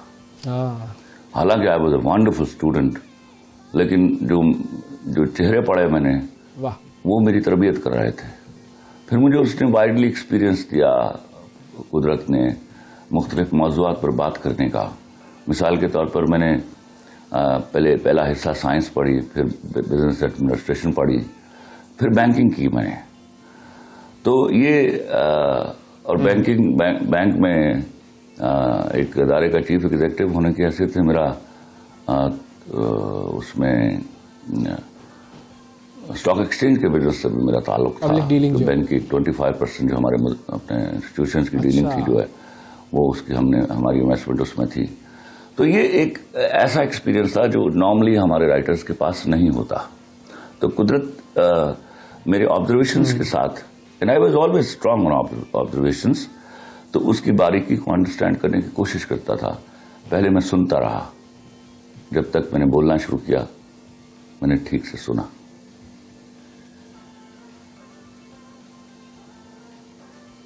सही, बिल्कुल बिल्कुल। अच्छा, एक और चीज़ मैं पूछना चाहूँ, मैं एक क्लिप देख रहा था सोशल मीडिया पर आपका, जिसके अंदर जो है वो बात हो रही थी आपकी सोहेल वड़ाइच साहब से, और वो कहते हैं कि जी आप एक ड्रामा लिखने के कितने पैसे लेते हैं? तो आपने कहा कि मैं बहुत ज़्यादा पैसे लेता हूँ। फिर बात है कि जी 50 लाख रुपए मैं लेता हूँ एक ड्रामा लिखने के। अब ज़ाहिर है मैं उस पर नहीं जाऊँगा कि कितने पैसे आप लेते हैं, मैंने 50 लाख बिल्कुल नहीं कहा। उस चीज़ की तरफ जाना चाहूँगा। ड्रामा, अच्छा, उस क्लिप में है? अच्छा, उस क्लिप में मौजूद है। लेकिन चलो, उन्होंने कहा 50 से ऊपर या इस तरह की फिगर, तो मैंने कहा चलो मान लेते हैं, क्योंकि वो बज़िद हो गए थे। हाँ, ऐसा कुछ था, ऐसा ही था। उन्होंने कहा इतना ही, बिल्कुल आपने कहा इतना ही। लेकिन ज़्यादा चाहे जितना भी हो, मैं तो उस चीज़ में इंटरेस्टेड हूँ कि जब पहला ड्रामा आपने लिखा तो उसके कितने पैसे मिले, और फिर उस वक्त से लेके अब तक वो जो एक रियाजत होती है, जो मेहनत होती है, मुशक्कत होती है, वो लोगों की नज़र में नहीं होती। वो कितनी मेहनत इन्वॉल्व होती है वहाँ से यहाँ पहुँचने में? आपको देखिए ये अच्छा लफ्ज़ इस्तेमाल किया, शुक्र आपने बीच में स्ट्रगल का लफ्ज़ इस्तेमाल नहीं कर दिया। मैं आया था एज ए प्रोड्यूसर राइटर, तो मैं तो ये तय करके आया था कि मैंने ड्रामा किसी के लिए लिखना ही नहीं है। मैं सिर्फ, मेरी अपनी प्रोडक्शन हाउस था, तो there was a time when I had the biggest production house in Pakistan, I tell you. तो ये जो बूटा फ्रॉम टोबा टेक सिंह, दस्तक और दरवाज़ा, लंडा बाजार, चांदपुर का चंदू, तुम यही कहना, ये सारे प्लेस जो हैं ये मेरी प्रोडक्शन हाउस में बने हुए हैं। दिल्ली के बांके, दरार, बहरूपिया, सो ऑन। तो मैं आई वाज नॉट रेडी। मुझे लोग लिखने के लिए कहते थे तो मैं मुस्कुरा देता था कि नहीं, मैं ये करने के लिए नहीं आया। तो फिर जब मैं किसी के लिए लिखा तो अल्लाह ने मुझे इस्टेब्लिश कर दिया हुआ था, तो पैसे मैंने उस वक्त के हिसाब से मुंह मांगे लिए। हाँ, ज़बरदस्त। चलो ये चाहिए, उस वाली चीज़ पे आप नहीं गए ना, वो जो फिल्मों वाला इमेज जिसकी हम बात कर रहे थे। अच्छा, अगर हम थोड़ा सा ओपिनियंस की बात करें, अल्हम्दुलिल्लाह वो अल्लाह ताला ने मुझे जाने जो हमारे हालात हैं कि ज़बरदस्त, ये जो हमारे इस वक्त के हालात हैं जिसमें हम देख रहे हैं कि सिर्फ और सिर्फ खलफशार है और कुछ नहीं है, एक हिजान अंगेज़ी की कैफियत है। आवाम को देख लें तो वो पिस रही है, सियासतदान हो या इदारे हों या अदलिया हो, वो आपस में लड़ रहे हैं। अजीब एक कशमकश सी है। आपको क्या लगता है इसमें कहीं कोई उम्मीद की किरण नज़र आती है? अभी मुझे कोई उम्मीद की किरण नज़र नहीं आती। मैं कोई 12-14 महीने पहले तक ऑप्टिमिस्टिक हुआ करता था और मेरे ख्याल में मैं समझता था मुझसे ज़रा ऑप्टिमिस्टिक कोई नहीं है, लेकिन अभी मेरी उम्मीदें दम तोड़ गई हैं। मैं तो डर रहा हूँ बहुत, और बीइंग ए पाकिस्तानी जैसे मेरे वहाँ के बाकी लोग डर रहे हैं। वो खुसूसन मैं जब बेहिसी देखता हूँ 3 वक्त की रोटी खाने वालों की, उनको कुछ मालूम नहीं है कि मेरे यहाँ गरीब आदमी के साथ क्या बिपता पड़ी हुई है इस वक्त। और ये जो हमें मंजर है, याद रखिएगा, हमें लेकर जाएगा एक ऐसी एक्टिविटी की तरफ जिसमें हमें अपना सोशल सेटअप संभालना मुश्किल हो जाएगा अगले 10-15 साल में। ऐसी सूरत हाल में हमेशा बेबस गरीब की बच्ची बिकती है, याद रखिएगा। और ये हो रहा है, और इवेंचुअली मुल्क ने इसको सफ़र करना है। और याद रखिएगा, अब तो हम तो वैसे बिखरे हुए लोग हैं, दीनी तौर पर, इज्तिमाई तौर पर, पाकिस्तानियत में, बिल्कुल सुबाइयत के हवालों से, लिसानियत के हवालों से। तो ऐसे लोगों के साथ सामने जब इस तरह का इशू आ खड़ा होता है तो वो ज़हनी तौर पर दिगरगुम हो जाते हैं। और फिर माशाल्लाह करप्शन तो बस कोई फतवा ही आने वाला है किसी मौलवी का कि हाँ ये जायज़ है जी, जो हाल है इस मुल्क का। हाँ बिल्कुल ऐसा ही है। तो लेकिन अगर हम सियासी सूरत हाल की बात करें तो हमारे जो सियासतदान हैं, जो बड़े बड़े, उनसे आपको किसी किस्म की कोई उम्मीद नहीं है? मतलब इस वक्त अगर हम बात करें पॉपुलैरिटी वाइज, एक तरफ इमरान खान साहब हैं, उनसे आपको लगता है कि कोई उम्मीद वाबस्ता है? Hopeful about Imran Khan. इमरान खान के बारे में मैं सोचता हूँ, because I know him, I met him 4-5 times and I had discussions. I think he is the most honest person available right this time to my country. और मैं लीडर में क्वालिटी यही देखता हूँ कि he should be honest to soil and people of the country, and I believe so far he is the most honest person.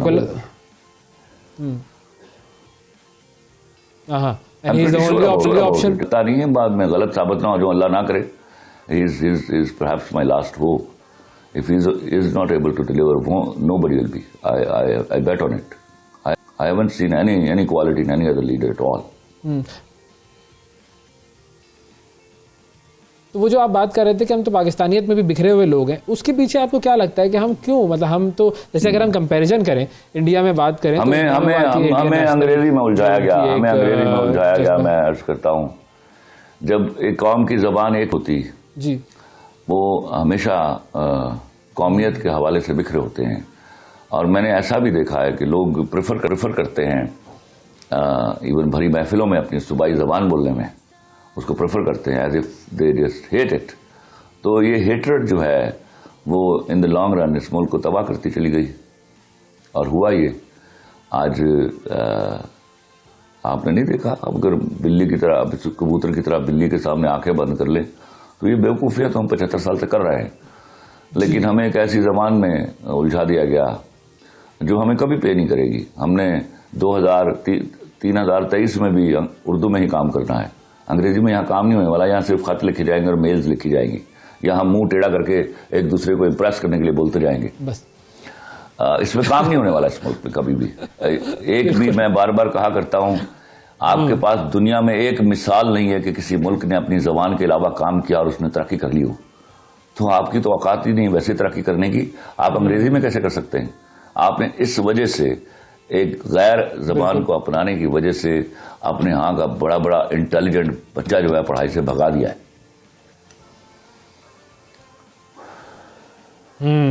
तो हम इसमें मीडिया को कितना मोरद इल्जाम ठहरा सकते हैं? हमारा जो पाकिस्तानी मीडिया है, खासतौर पर ड्रामे का मीडिया या फिर न्यूज मीडिया भी, उसने हमारे माशरे को खराब करने में क्या किया?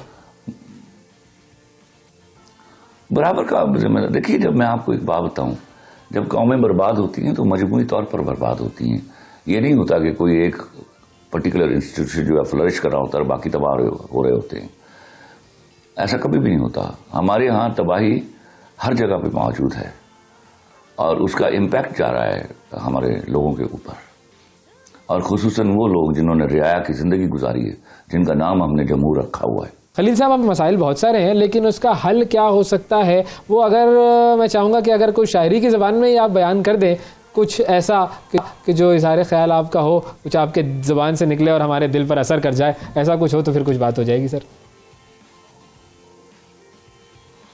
नहीं, मेरे पास इस हवाले से शायरी नहीं है, इस हवाले से दुख है जो बयान कर सकता हूँ।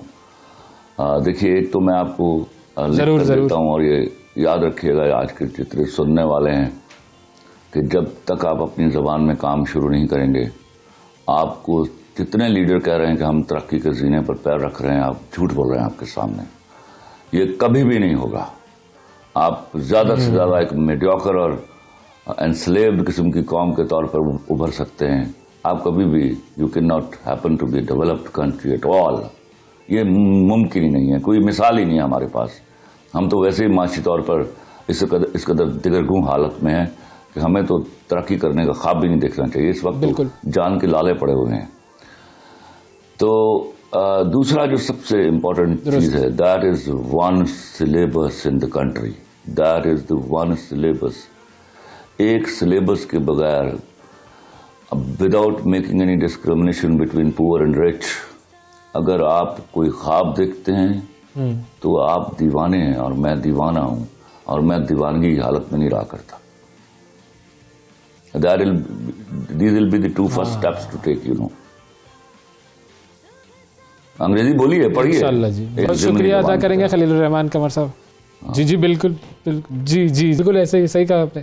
यही चीज़ें हमें जो है वो यकजा कर सकती हैं। बहुत शुक्रिया अदा करेंगे जनाब खलीलुर रहमान कमर साहब हमारे साथ मौजूद थे और वाकई बड़ी अच्छी इनसे गुफ्तगू रही। और सर, आपसे रिक्वेस्ट ये है कि जब आप इस्लामाबाद में हो तो हमारे स्टूडियो फिर आपसे मुलाकात हो हमारी, ताकि हम आपसे मज़ीद इस्तिफ़ादा हासिल कर सकें। ये तो थी जी खलीलुर रहमान कमर साहब की गुफ्तगू।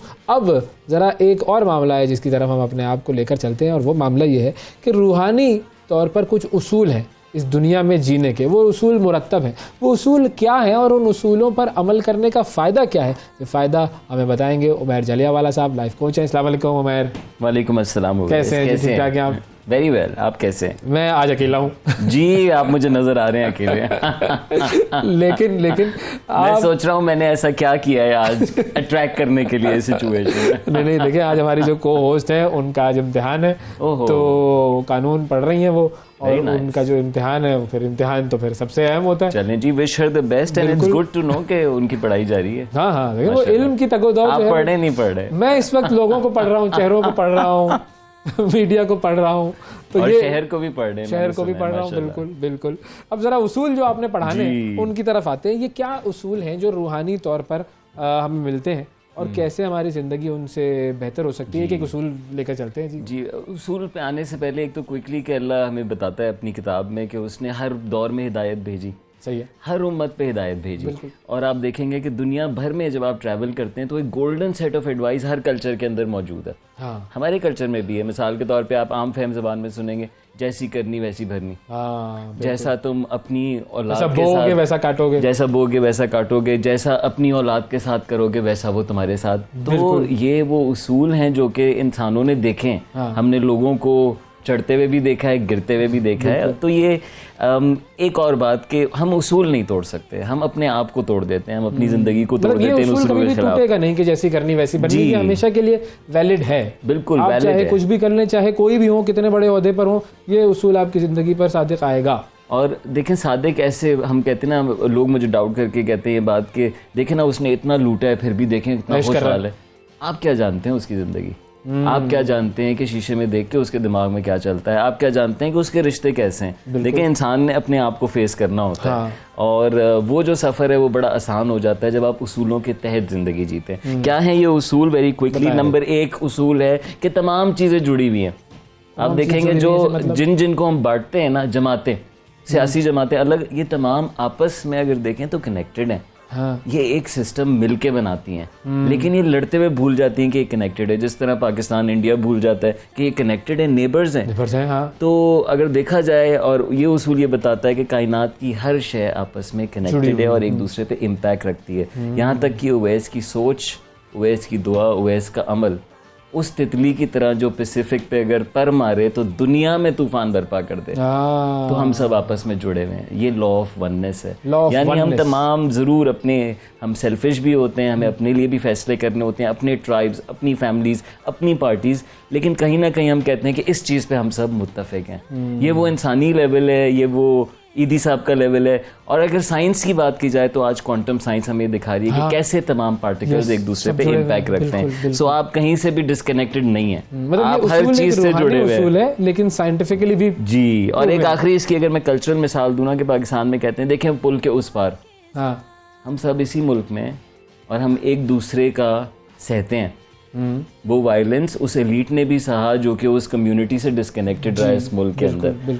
सो वननेस हमें ये सिखाता है कि हमें साथ मिलके, और इसमें सिर्फ लोगों को शामिल ना करें, जानवरों को शामिल करें। आप जानते हैं जो भी इस इकोसिस्टम का हिस्सा है, प्लैनेट, एनवायरनमेंट भी, environment, all of us are connected. We breathe in the same ecosystem. It's the same law air. of oneness. Law of oneness. और एक आर्ट टोले का बहुत अच्छा काम है इस पे, अगर आप इसको फॉलो करना चाहते हैं। नंबर 2 लॉ ऑफ वाइब्रेशन, और मैं अब मिला के आपको प्रेजेंट करूंगा। Law of vibration, law of energy ये सिखाते हैं कि देखिए कब सॉलिड नजर आता है, लेकिन अगर आप माइक्रोस्कोप से देखेंगे तो इसमें पार्टिकल्स डीप जाएंगे तो और वो मूव कर रहे हैं, उनकी हरकत है। इसी तरह मैं भी हर वक्त हरकत में हूँ। मेरी जब सोच में कंपैशन भरा हुआ होता है, बड़ी थिंकिंग होती है, सबका भरा हुआ होता है, तो मेरी वाइब्रेशन फ्रीक्वेंसी अलग होती है। और जब मैं गम में होता हूँ, खौफ में होता हूँ, तो आप देखें मैं फिजिकली भी शट होता हूँ, बिल्कुल मेंटली भी। बल्कि आप लोगों को देख के कहते भी ना कि इसकी वाइब सही नहीं है, वाइब सही नहीं आ रही। हाँ, ये बात होती है वाइब। तभी मैं कह रहा हूँ कि हम जानते हैं ये बातें। सो लॉ ऑफ वाइब्रेशन हमें ये सिखाता है कि हर चीज़ हरकत में है। आइंस्टाइन ने,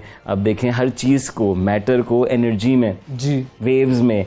तो अगेन क्वांटम साइंस इसको मजीद एक्सप्लोर कर रही है, लेकिन आप ये जानें कि हम कोई भी चीज़ स्टैटिक नहीं है इस दुनिया में, हर चीज़ हरकत में है। और इसीलिए आपकी हरकतें, आपके एक्शंस, आपका, मिसाल के तौर पे कहते हैं ना सूफी के ज़मीन पे चलो तो ऐसे चलो कि उसको दर्द ना हो। यू नो, आपका अंदाज, वो क्या कनेक्शन है, वो है ना, रात दिन गर्दिश में है, सात आसमां हो रहेगा, कुछ ना कुछ घबराएं क्या। वाह वाह। इसी तरह हम मिलते हैं जब झप्पी लगाते हैं एक दूसरे से, आप देखें we are exchanging that energy. So बड़ा अहम है कि आप इसको भी एक्सप्लोर करें। ये हमारी डायमेंशन है, हम बहुत ज़्यादा फिजिकल में गुम हो जाते हैं और इसको नहीं रियलाइज करते हैं। तीसरा उसूल बड़ा सिंपल है, लॉ ऑफ अट्रैक्शन। बहुत शाहरुख खान की मूवी से भी आपने सुन लिया, अल्केमिस्ट से भी सुन लिया। अल्केमिस्ट ने तो बड़ा ही वो उसको बयान किया। बिल्कुल बिल्कुल, सारी जर्रे जर्रे ने तुम्हें मुझसे मिलाने की साजिश की है, कुछ ऐसा। लोग इसको देखें हमेशा मजाक में उड़ाते हैं, लेकिन आप बेहतरीन लीडर्स, एंटरप्रेन्योर्स, कामयाब लोगों से सुनेंगे कि मैंने ख्वाब देखा, मैंने दिमाग में तस्वीर बनाई। ईमान वाले से सुनेंगे कि मैं दुआ इस यकीन के साथ करता हूँ कि मुझे मिले, ये हदीस में। सो लॉ ऑफ अट्रैक्शन ये कहता है कि जैसे तुम सोचें बसाओगे वैसा तुम्हारे इर्द गिर्द हो जाएगा। इसके साथ एक और लॉ मिला है, लॉ ऑफ करस्पॉन्डेंस, कि पूरी कायनात एक्चुअली आईना है उमेर का।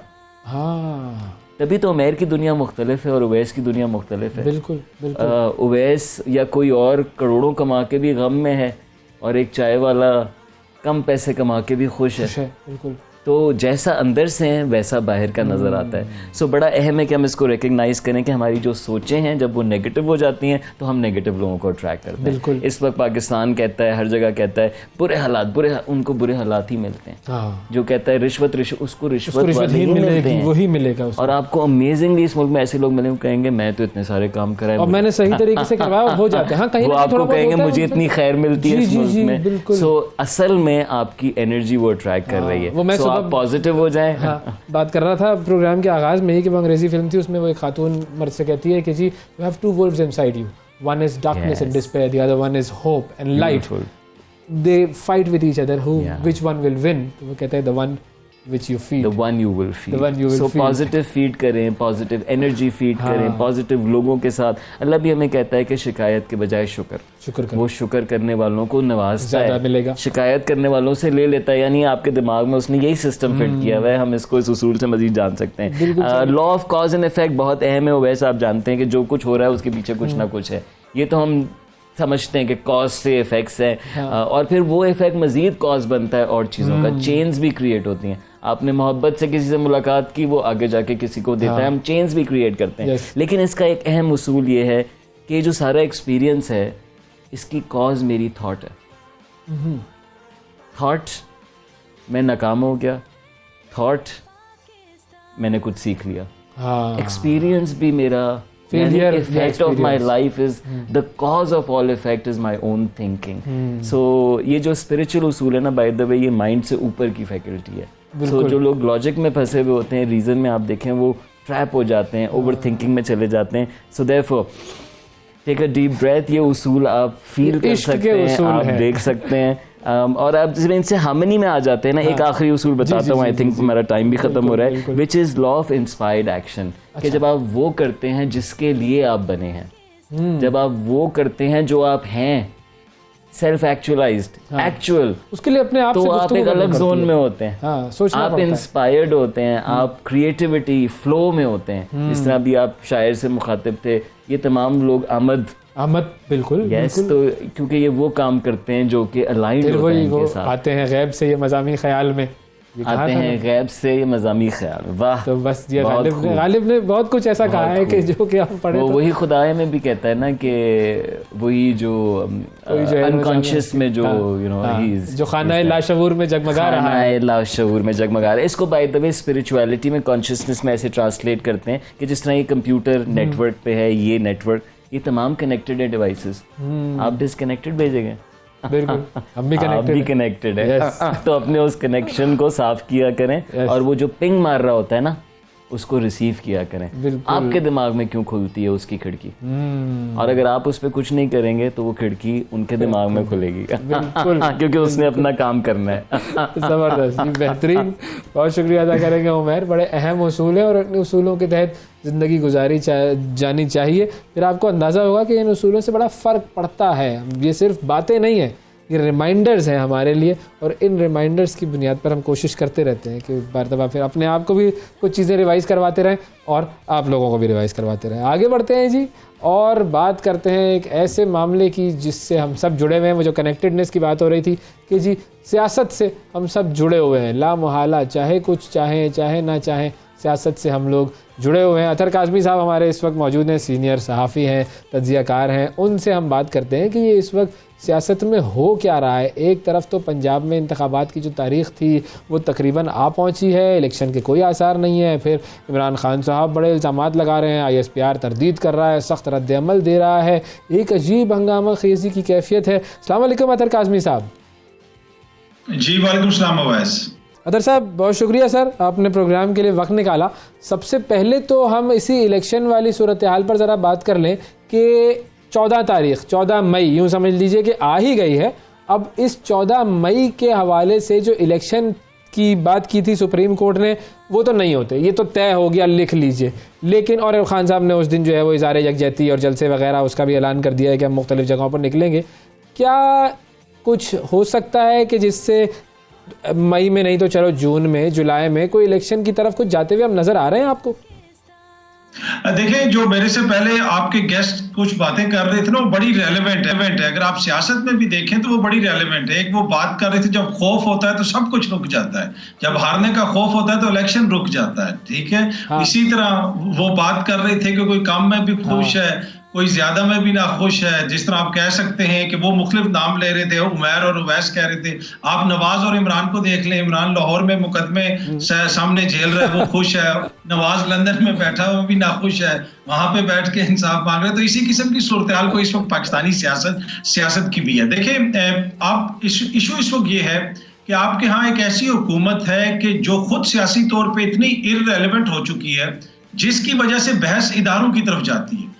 आपने IASPR का जिक्र किया, अगर आप अदालत को देख लें तो ये पिछले 3 साल के दौरान जो मौजूदा हुक्मरान इत्तेहाद है, ये मुख्तलिफ इदारों के ऊपर, मुख्तलिफ शख्सियात के ऊपर बड़े संगीन इल्जाम लगाते रहे, लेकिन ये लोग सियासी तौर पे इररेलेवेंट थे। जो हुकूमत थी उसके पीछे एक तरह से अवाम की पॉपुलैरिटी थी उस वक्त, ठीक है। तो ये वो सियासी बयानियां नहीं बना सके। तो अब ये खुद सियासी तौर पे इतने इररेलेवेंट हैं कि इनके होते हुए हर बहस का रुख इदारों की तरफ हो जाता है। होना तो ये चाहिए कि इस वक्त 13-14 जमातों की हुकूमत है और बहस सियासत के अंदर रहे। ये सारे मिलके क्या एक इतना बयानिया भी नहीं बना सकते कि बहस इदारों से निकल के सियासत की तरफ आए। नहीं, ये अनफॉर्चुनेटली ऐसा नहीं कर पा रहे, और कुछ ये खुद लेके जा रहे हैं बहस अदालत की तरफ, और दूसरी तरफ खान साहब की तरफ से जो इल्जामात आ रहे हैं उसको भी ये काउंटर नहीं कर पा रहे। तो मेरे ख्याल में इस वक्त पाकिस्तान की सियासत जो है वो सियासत से निकल के बहस इदारों की तरफ जा चुकी है, जो बड़ी अनफॉर्चुनेट है। अब इसको वापस सियासत में किस तरह लाना है? वापस सियासत में इस तरह लाना है जिस तरफ आपने इशारा किया कि 14 मई की एक तारीख आ चुकी है, इलेक्शन की डेट आ चुकी है, इलेक्शंस आने वाले हैं, सियासतदान एक फैसला कर लें कि आइन और कानून के मुताबिक हमने चलना है। हो सकता है इस दफा हम हार जाएं, पर ये जो खौफ है इस खौफ को तोड़ें और इलेक्शंस करवा दें। तो मेरे ख्याल में अब ये वाहिद हाल है, लेकिन इस वक्त हुकूमत का इरादा मुझे नजर नहीं आता कि वो इलेक्शंस की तरफ जा रहे हैं। अच्छा, अब ये इलेक्शन की तरफ अभी नहीं जा रहे, तो मई में नहीं जा रहे, जुलाई में नहीं जा रहे, क्या अक्टूबर में भी जाएंगे इलेक्शन पर, या आपको लगता है कि उसमें भी कोई ऐसी उम्मीद नहीं है? देखिए, आप जाना तो चाहिए, लेकिन जब आपने एक दफा एक आइन की उस शेख को पसे पुष्ट डाल दिया, उसके ऊपर अमल दरामद नहीं किया, तो क्या ऐसी चीज है जो आपको अक्टूबर में मजबूर करेगी कि आप जाएंगे? देखिए, अगर आप अभी भी उस खौफ के तहत इलेक्शंस नहीं करवा रहे, तो अक्टूबर में तो आपका खौफ खत्म नहीं होगा। क्या आप अक्टूबर में 2 महीने में आप उस खौफ को ओवरकम कर लेंगे कि जनाब हम आप चले जाते हैं इलेक्शंस में? तो मेरे ख्याल में फिर इन हालात को तो देख के ऐसा ही लगता है कि उस वक्त भी इनकी कोशिश होगी किसी तरीके से रोका जाए। और फिर जो इकोनॉमिक सिचुएशन है वो भी आपके सामने, आप एक नया बयानिया पैडल करने की कोशिश की जा रही है कि जी IMF ये कह रहा है कि हम आपको जो पैसे देंगे वो आपने इंतखाबात पे नहीं खर्च कर देने, इंतखाबात की सिक्योरिटी पे नहीं खर्च कर देने। तो जिस तरह IMF से डील भी नहीं हो रही, तो अक्टूबर में खुदा न खास्ता क्या हमारी मौशी पोजीशन होगी, और इस मौशी पोजीशन में हमें पहुंचाया किसने है? तो उस वक्त अगर ये कह दिया जाए कि जनाब इस वक्त तो हम मौशी बिल्कुल एक इमरजेंसी का हमें सामना है, इलेक्शंस नहीं हो सकते, तो बहुत सारी ऐसी चीजें हैं, हुकूमत का ऐसा रवैया है जिसकी वजह से शुकूक व शुबहात फैल रही।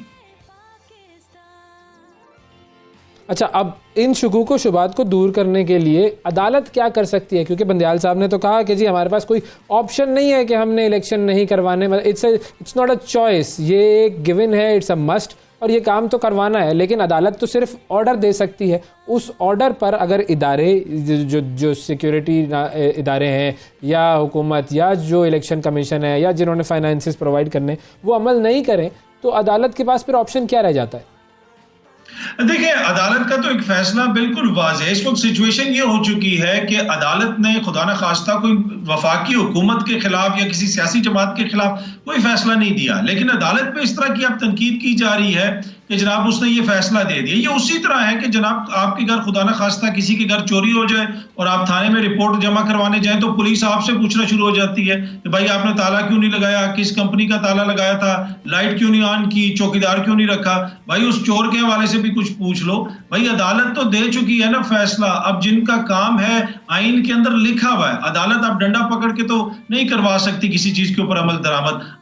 जिस आइन के तहत मौजूदा हुकूमत अपनी पावर्स एक्सरसाइज करती है, जिस पावर्स के तहत वजीर आजम साहब एक स्पेशल त्यारा पकड़ते हैं और बादशाह बरतानिया की ताजपोशी में चले जाते हैं, बिलावल साहब आदि दुनिया घूम लेते हैं, उसी आइन के अंदर दर्ज है कि इनकी ये जिम्मेदारी है कि जब अदालत से कोई फैसला आ जाए तो आपने अमल दरामद करवाना है। लेकिन जिन जमातों ने आइन को नहीं माना, जो 50 साल से एक सेटल्ड प्रिंसिपल है कि 90 रोज के अंदर इंतखाबात होंगे, वो अदालत के फैसले को भी मानने के लिए तैयार नहीं है। लेकिन इसके लीगल कॉन्सिक्वेंसेस होंगे। अवैस साहब, ये नहीं हो सकता कि मुल्क की सबसे बड़ी अदालत का फैसला आया हो और उस पर अमल दरामद ना हो।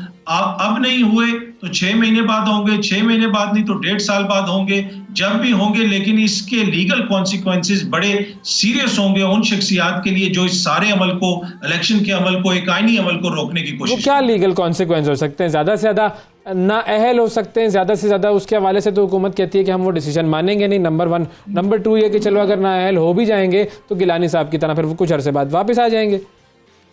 जी, ये बड़ी अच्छी आपने बात की। मैंने समझा आप कहने लगे हुकूमत कहती है हम तो वैसे ही नाअहल हैं, इकोनॉमी की हालत देख लें, मुल्क की दीगर हालात देख लें, तो इससे ज्यादा हमें कौन नाअहल करार दे सकता है। लेकिन देखिए, यही है, इस नाअहल भी आप हो सकते हैं और उसके साथ साथ दीगर आपको लीगल कॉन्सिक्वेंसेस का भी सामना करना पड़ सकता है, इसलिए कि यहाँ पे बीच में आइन शिकनी की भी बात हो रही है। इस वक्त पंजाब और KPK में जो 2 हुकूमतें हैं उनका लीगल स्टेटस क्या है?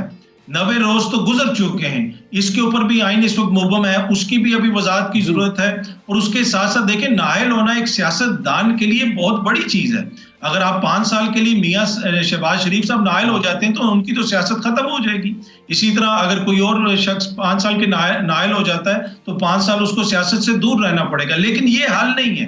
देखिए, कौन अहल है कौन नाअहल है, इसका फैसला आवाम को करना चाहिए। और यही वजह है कि एम्फसाइज किया जाता है जमहूरियत में कि आप ये जो इलेक्शंस का अमल है इसमें रखना ना डालें, इलेक्शंस में हिस्सा लें और आवाम जिसको अहल समझेगी उसको वोट दे देगी। जी, फाइनली मैं ये पूछना चाहूँगा, खान साहब ने इल्ज़ामात जो हैं वो अपने जिस तरीके से वो लगा रहे थे, उन्होंने फिर इल्ज़ामात लगाए, फिर नाम जो है वो एक दिया, उसके हवाले से ISPR ने इस पर अपना रद्द-ए-अमल भी दिया। अब ये लड़ाई जो है ये बढ़ती जा रही है, क्या इसको ख़त्म करने का कोई ऑप्शन, कोई रास्ता है? क्योंकि ज़ाहिर है इल्ज़ाम बग़ैर सबूत के लगाना भी मुनासिब नहीं है। देखिए, ये बड़ा इंपॉर्टेंट पॉइंट है आपका कि ये क्या इससे मुल्क और कौम का फायदा हो रहा है। एक चीज तो बड़ी क्लियर है, जिस तरह आप भी टीवी पे बैठे हैं, मैं भी टीवी पे बैठा हूं, हम अपनी अपनी राय का इजहार कर रहे हैं। ये जो हमारी आजादियां हैं, इनके लिए कुछ लोग अपनी जानों के नजराने पेश करते हैं, अपने खून से मेक श्योर करते हैं कि हमारी ये आजादी है। तो जब भी हम तनकीद करें, हमें ये ख्याल रखना चाहिए कि पूरा इदारा या उसको हम इस तरह टारगेट ना करें। लेकिन अनफॉर्चुनेटली मैंने जिस तरह पहले अर्ज की कि इस वक्त तनकीद करने के भी जो है वो हमें कुछ उसूल मुरतब करने चाहिए। बहुत अदा करेंगे। अतर काज़मी साहब हमारे साथ मौजूद थे नाजरीन, और आज के प्रोग्राम में इतना ही। आपसे कल फिर मुलाकात करेंगे। अल्लाह हाफ़िज़।